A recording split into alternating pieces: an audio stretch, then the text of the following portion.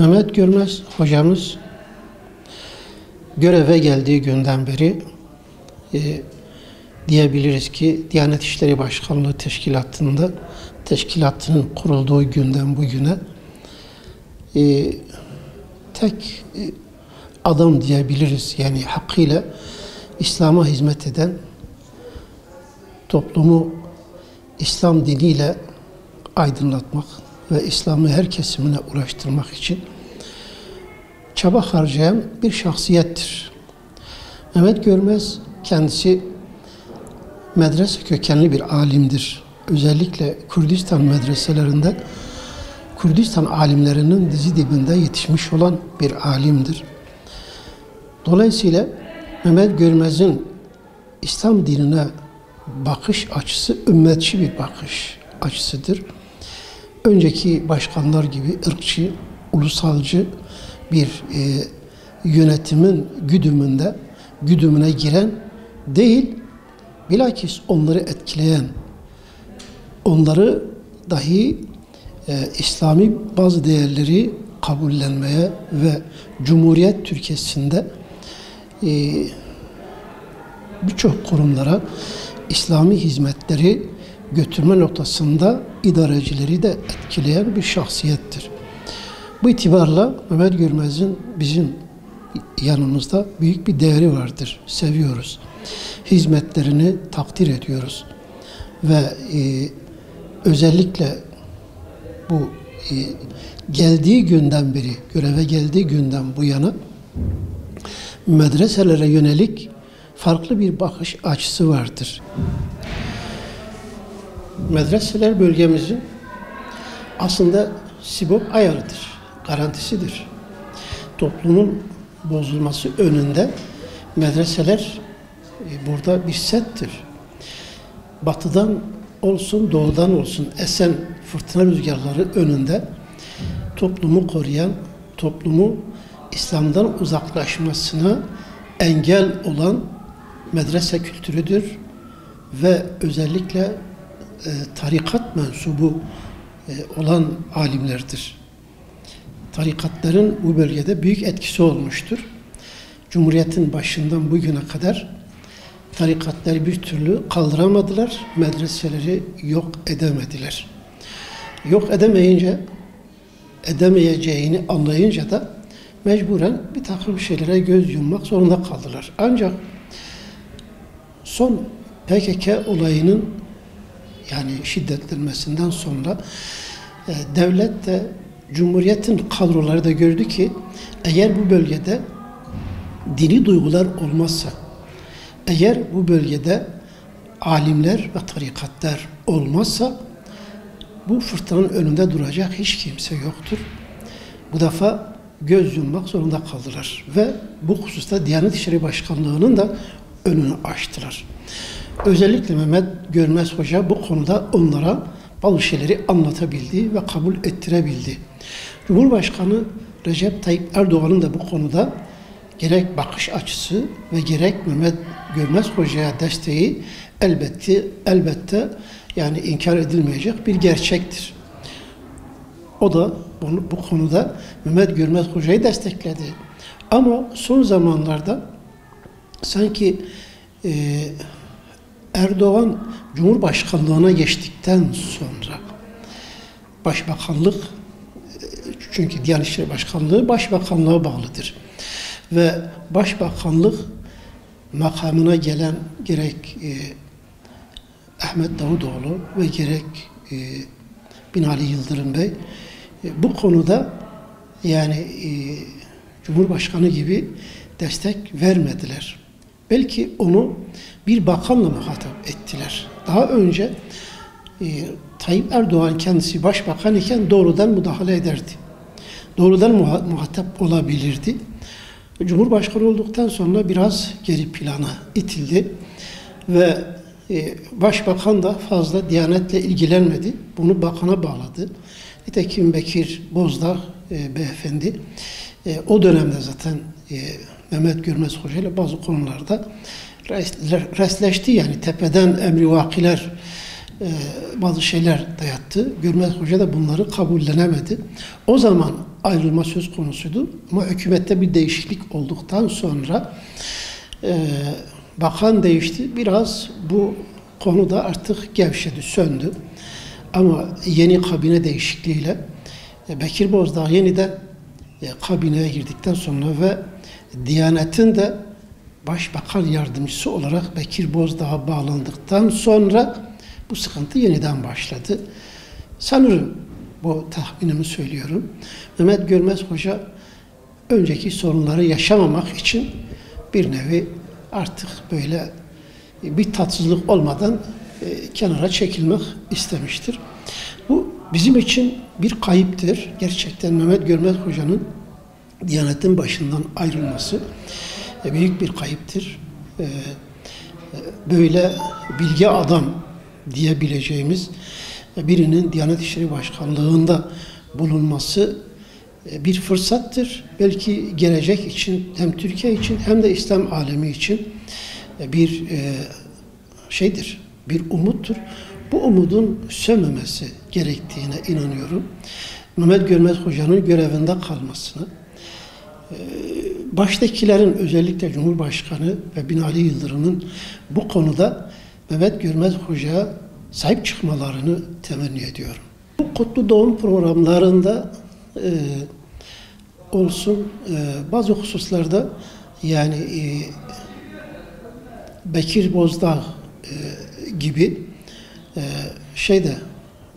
Numan Kurtulmuş da aynı şekilde bazı şeyleri üstten dayattı yani. Sanki kendisi Diyanet'in görevini belirliyormuş gibi. Bundan sonra biz böyle yapacağız medya açıklamalar yaptı. Tabii Mehmet Görmez bunları yemedi yani. Onların dediğinden gitmedi, direndi.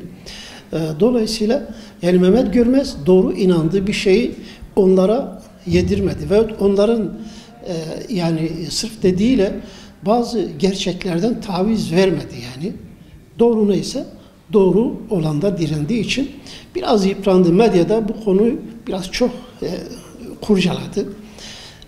Hatta Mehmet Görmez Hoca'dan önce Mehmet Emin Avşar vardı. Diyanet İşleri Başkanı Yardımcısıydı. Onu bu bu fitnelerle götürdüler yani. Şimdi de Mehmet Görmez'i götürmeye çalışıyor. Özellikle bir kesim medyada Mehmet Görmez'in yani millet üzerinde, devlet üzerinde de etkisi olduğunu bildiklerinden dolayı illa onu götürmeye çalışıyorlar. Kafaya koymuşlar. Bakalım hayırlısı ne olacak? Rabbim hak tarafında olanların yar ve yardımcısı olsun. Euzubillahimineşşeytanirracim. Bismillahirrahmanirrahim. Elhamdülillahi Rabbil alemin. Vessalatu vesselamu ala seyyidina Muhammedin ve ala alihi ve sahbihi ecmain. Mehmet Görmez Diyanet İşleri Başkanımız benim şahsen tanıdığım en iyi Diyanet İşleri Başkanıdır Türkiye yani. Türkiye tarihinde benim bildiğim kadarıyla böyle İslam'a hizmet etmek isteyen ve gerçekten görevini hakkıyla ifa etmek isteyen, elinden geldiği kadar güzel şeyler yapmak isteyen bir şahıstır. Dolayısıyla biz yani İslami açıdan baktığımız zaman onu çok olumlu buluyoruz ve onun yaptığı çalışmaları da gerçekten İslam'a hizmet açısından iyi çalışmalar olarak buluyoruz ve biz şahsen Allah rızası için onu seviyoruz. Yani yaptığı olumlu faaliyetler olarak yani bir tanesini belki insan söylese yeterli kalır. Mesela şimdiye kadar Kur'an dersi vermek bu kadar teşvik edilmemişti. Fakat onun zamanında bu Kur'an dersi vermek, camilerde İslami sohbetler düzenlemek yani alışılmışın dışında mesela sadece cuma günü sadece hutbede değil de özellikle akşam yatsı arasında bütün müftüleri, bütün müftülükleri bu konuda uyaran ve bütün imamları hatta bu konuya teşvik eden bir insandır. Yani bu gerçekten çok güzel bir faaliyettir ve eğer bu faaliyet devam ederse yani inanırım ki çok semere de verir yani. Yani başka da insan baktığı zaman özellikle onun İslam alemini birliğe çalışma, yani birliğe davet etmesi, bütün yani her toplantıda özellikle İslami ifadeler kullanması ve hep böyle İslam'a hizmet, Müslümanların bir araya gelmesi ve Müslümanların kendilerini, dinlerini, akidelerini düzgün bir şekilde savunabilmelerini bütün nasihatlarında ifade etmesi, bu da çok güzel bir çalışmadır. Ve daha gerçekten çok, mesela özellikle bu kutlu doğum meselelerinde de yani yaptığı çalışmalar güzeldir. Kendisi bizzat bunları düzenledi. Daha önce de mesela biraz Diyanet tarafından evet yapılan bazı faaliyetler vardı. Fakat çok cılız, böyle sesi çıkmayan, böyle dar ortamlarda, sadece böyle camilerin belki birkaç gün camilerin kapılarına bazı ilanlar asılarak yapılırdı. Ve sadece caminin içinde bir gece içinde yapılırdı. Fakat bu zat geldikten sonra daha geniş alanlarda, diyelim ki stadyumlarda, alanlarda bu şeyi teşvik etmiştir ve elinden geleni yapmıştır. Yani Resulullah Aleyhisselatü Vesselam'ın sevgisini insanların kalbine götürmek çalışmasını yapmıştır. Ve bu noktada da gerçekten o takdir edilecek bir insandır.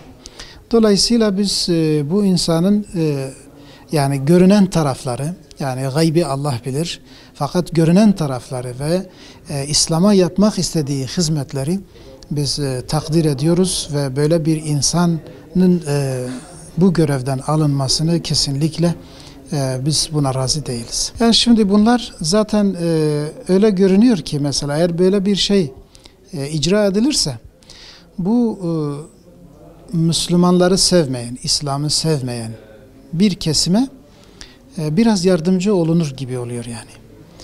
Mesela ya araba meselesine gelince, yani böyle bir insana arabanın yani illa lüks arabalar İslam düşmanlarına mı ait olacak? Güzel bir hayat, dünyada mesela temiz bir hayat ve lüks bir hayat sadece İslam düşmanlarına mı ait olacaktır? Yani Müslümanların dünyada eğer Allah'ın nimetlerine şükrederlerse, bu yani Müslümanlar buna layık değil midir? Halbuki Allah Celle Celaluhu dünyayı, yani ayet-i kerimede buyuruyor ki ben dünya nimetlerini inanan insanlar için, müminler için hazırladım. Ve hatta peygamberlerden Hazreti Süleyman Aleyhisselam'ın eline verilen yetkiler hiçbir peygambere verilmemiş, hiçbir insana verilmemiş. Rüzgar onun eline verilmiş ve büyük saraylar o zaman yapılmış. Fakat Hazreti Süleyman çünkü Allah'a şükretmiştir. Eğer bir Müslüman Allah'ın şükrünü terk etmezse ve eğer mesela nefsine yenilmezse ve tamamıyla böyle dünyaya dalmazsa, sadece İslam hizmetinde eğer kullanacaksa neden olmasın bu güzel nimetler? İşte İslam düşmanları Müslümanlara bunları layık görmüyorlar ve bunu tabi alet ediyorlar ve bu şekilde yıpratmaya çalışıyorlar.